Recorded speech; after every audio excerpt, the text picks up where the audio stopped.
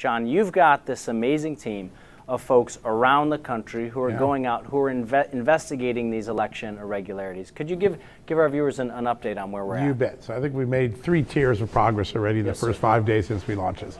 Tier 1 is, answer the question, were rules changed for voting?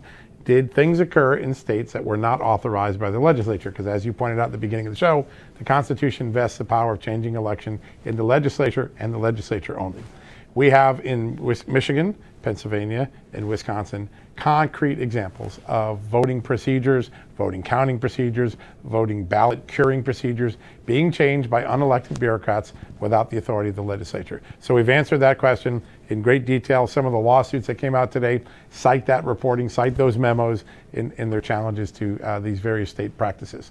The second thing we set out to identify is, was private money injected into the system in ways that we've not seen before? Now, I'm not talking about donations to candidates, that's totally allowable. Sure. We're talking about money going to election judges, going to election arbiters, to election entities that are counting the votes, gathering the votes, changing the rules. And the answer is yes. How much money?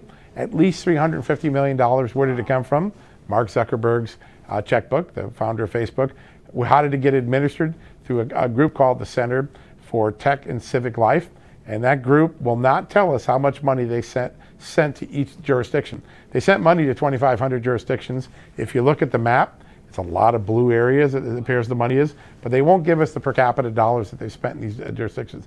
But we now can answer the question, yes, private money was injected into the vote counting system in America.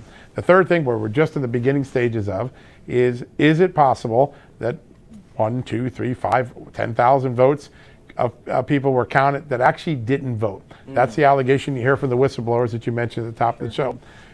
Tonight, I can tell you that in 6 states that we looked at, Nevada, Arizona, Wisconsin, Michigan, Pennsylvania, and Georgia, there are hundreds of thousands of people that when you run their current ballot requests up against change of address records or death records in America, there are several 100,000 voters listed as having voted in these states that appear to have filed a change of address or have died before the election.